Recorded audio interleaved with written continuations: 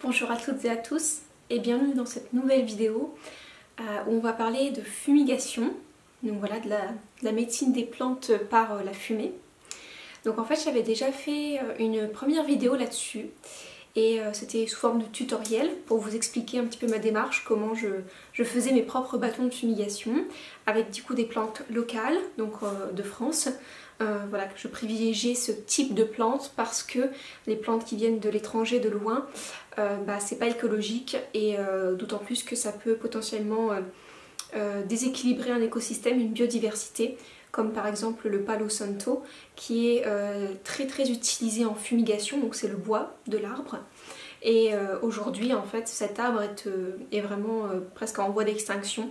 Donc pour moi c'était vraiment important d'appuyer ma démarche via des plantes locales, donc pour le coup des plantes de France. Je me suis dit que j'allais faire une deuxième vidéo sur le même sujet pour vous parler un petit peu d'autre chose, de mon évolution par rapport à tout ça, parce que du coup c'était une vidéo qui vous a beaucoup plu. Donc je me suis dit que ce serait intéressant de faire un petit peu une mise au point voilà, par rapport à la fumigation. Donc pour celles et ceux qui arrivent directement sur cette vidéo, qu'est-ce que c'est que la fumigation?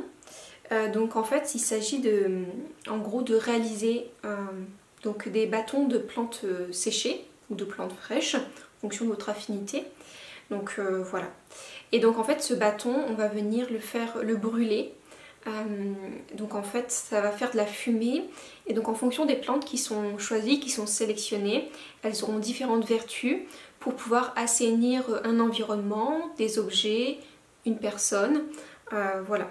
L'objectif en fait de la fumigation c'est de venir purifier un élément, de l'alléger en énergie, d'attirer des fréquences vibratoires voilà, qui nous permettront potentiellement de réaliser des projets. Donc cette année en fait je me suis dit que j'allais réaliser en fait des bâtons de fumigation de deux manières différentes pour voir un petit peu celle qui me convenait le mieux. Voilà, et j'ai envie de tester ces deux façons pour voir un petit peu voilà, laquelle des deux, on va dire les avantages et les inconvénients.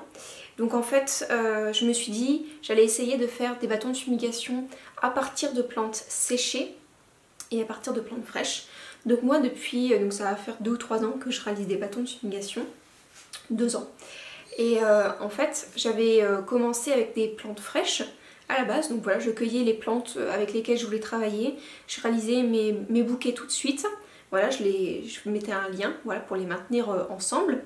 Et ensuite je les faisais sécher voilà, dans un endroit à l'abri de la lumière, où il y avait une bonne ventilation, voilà, pour que les plantes puissent sécher au mieux.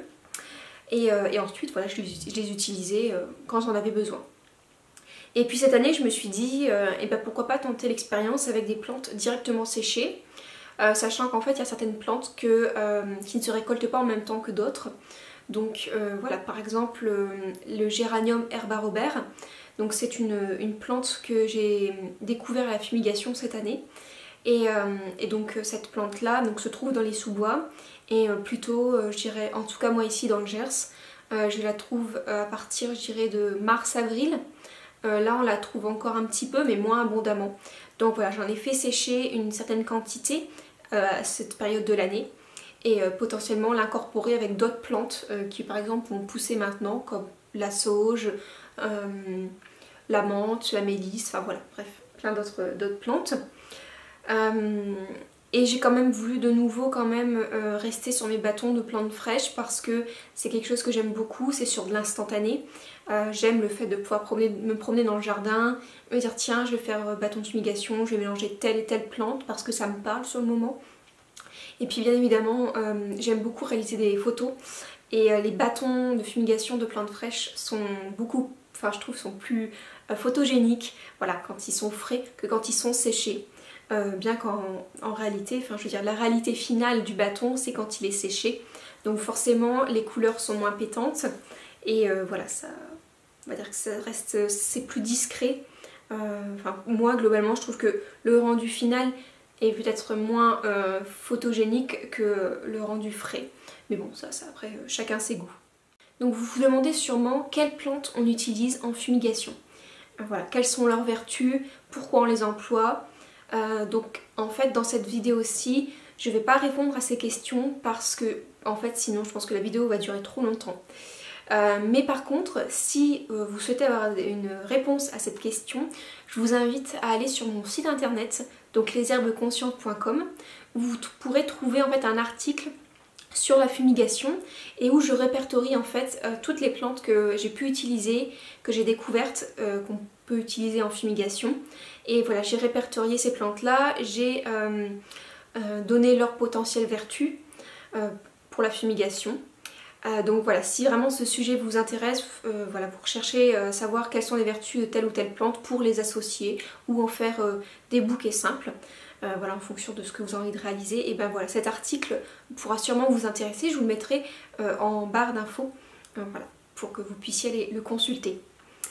Et si jamais vous voulez en fait que je réalise une vidéo exprès sur les vertus des plantes pour la fumigation, n'hésitez pas à me le faire savoir en commentaire. Voilà, en fonction du nombre de personnes qui sont intéressées, je réaliserai potentiellement une vidéo là-dessus. Donc pour réaliser des bâtons de fumigation, en fait, il n'y a pas besoin de grand chose. Il vous faudra simplement une ou des plantes, voilà, que vous aurez sélectionnées. Sachant qu'on peut faire des bâtons de fumigation sans avoir à mélanger de plantes. Par exemple, vous pouvez faire des bâtons de fumigation à la sauge officinale tout simplement, ou au romarin. Après, vous pouvez tout à fait, si vous avez envie de mixer plusieurs plantes, voilà, c'est tout à fait possible également. Vous aurez besoin aussi de cordes, donc de la corde en matière naturelle, parce que cette corde va brûler, qu'elle ne contienne pas de produits toxiques, parce que sinon vous allez inhaler cette toxicité et c'est pas terrible. Donc moi ce que j'utilise tout simplement c'est du fil à broder, donc en coton. Vous pouvez également utiliser du lin, enfin voilà. Toute matière naturelle peut être utilisée. J'ai également remarqué qu'il y a certaines personnes qui utilisent, alors il va falloir le faire vous-même, en fait elles utilisent un peu comme si c'était de la ficelle d'ortie. Donc en fait elles épluchent la tige de l'ortie et donc quand elles font sécher, du coup ça devient un peu comme un fil. Et donc voilà, elles réalisent leur bâton de fumigation avec ça pour maintenir les plantes. Donc voilà, c'est aussi une technique pour le coup totalement naturelle et locale parce que des orties, souvent on en a juste à côté de chez soi. Donc ça pourrait être intéressant, voilà, si jamais ça vous dit. Sachant qu'en plus l'ortie est vraiment intéressante au niveau de ses fibres, elle est même utilisée dans la mode, donc voilà. Et donc il vous faudra aussi une paire de ciseaux, voilà, tout simplement pour pouvoir couper les queues des plantes et éventuellement le toupet si vous n'avez pas envie que ça dépasse de trop. Voilà, il vous faudra en gros 3 ingrédients, donc des plantes, du fil naturel et une paire de ciseaux. Et de la patience pour réaliser vos bouquets. Voilà. Globalement, quelles plantes on peut utiliser? Je dirais les plantes qu'on a le plus couramment chez soi, qui sont utiles pour la fumigation. Je dirais le romarin, le thym, la sauge officinale. Voilà, c'est des plantes là qui me viennent et qui sont faciles à reconnaître, qu'on peut acheter en jardinerie. Après, si vous vous mettez un peu à la cueillette de plantes sauvages, la millefeuille est intéressante. Le millepertuis également, une grande plante de lumière. Voilà, donc j'ai fait un petit bouquet là derrière de millepertuis. Voilà, c'est une plante très protectrice qui repousse les énergies négatives. Donc vraiment très intéressante en fumigation, mais pas que. Voilà, pour les plantes qu'on peut utiliser. Il y en a plein d'autres. Voilà, je vous invite vraiment à consulter mon article là-dessus. Vous pourrez retrouver toutes les informations à ce sujet. Et ensuite, voilà, je voulais faire cette vidéo également pour vous montrer comment on fait fumer en fait, comment on brûle, comment se consume un bâton de fumigation. Donc en fait c'est vraiment quelque chose de très simple. Il vous faudra donc une bougie, donc si possible en sang naturel. Pareil, ça évite les produits toxiques en inhalation. Donc voilà, par exemple une bougie en cire d'abeille, cire de soja ou autre, cire végétale. Donc vous allumez cette bougie et en fait vous allez donc commencer à approcher votre bâton de fumigation par la tête. Et donc voilà, vous allez tout simplement le brûler. Donc au départ il va y avoir des flammes, c'est tout à fait normal, il n'y a pas à s'inquiéter. Et en fait, si jamais la flamme reste, vous allez devoir éteindre cette flamme pour vraiment qu'il n'y ait que une consommation via la fumée. Donc en fait voilà, il ne faut pas qu'il y ait de flamme. Et donc après ça va faire de la fumée. Et donc ensuite vous pouvez purifier vos objets, une pièce, vous-même. par exemple avoir une méditation, ça peut être intéressant, une séance de yoga, peu importe, voyage, chamanique, peu importe ce que vous décidez de faire, voilà. Ce qui est très important aussi quand on pratique la fumigation, c'est de bien aérer la pièce, l'endroit où on fait cette pratique, voilà, pour éviter d'avoir à inhaler trop de fumée qui, elle, à haute dose, forcément est toxique aussi pour les poumons, c'est pas anodin. Donc vraiment veiller à ventiler avant, enfin je veux dire pendant la fumigation et vraiment même après, pour vraiment que les énergies circulent et pareil que la fumée puisse circuler également. Voilà. Également, je vous recommande d'avoir à portée de main un petit récipient, voilà, donc en verre ou en céramique par exemple, et pour pouvoir en fait poser votre bâton de fumigation quand voilà, vous ne voulez plus l'utiliser. Voilà, pour qu'il puisse être posé en sécurité sans mettre le feu à la maison, voilà. Également dans ce récipient vous pouvez y mettre du sable pour pouvoir éteindre le bâton de fumigation. Voilà, vous avez juste en fait à tapoter dans le sable pour en fait ça va venir étouffer du coup le feu. C'est important, on n'oublie pas d'éteindre son bâton de fumigation bien sûr si on s'en va de la pièce. Question de sécurité. Voilà, j'espère que cette vidéo vous aura plu, vous aura éclairé sur certaines questions, voilà, par rapport à ce premier tutoriel que j'ai pu faire, voilà, parce que c'est vrai que j'avais pas tout abordé, en même temps c'était le tout début de ma pratique voilà, de réalisation de bâton de fumigation, et donc voilà, je voulais justement faire cette vidéo pour pouvoir apporter plus d'informations et de précision, donc j'espère que c'est le cas. Si jamais vous avez de nouveau des questions voilà, auxquelles j'ai pas répondu ici, n'hésitez pas à me les mettre en commentaire.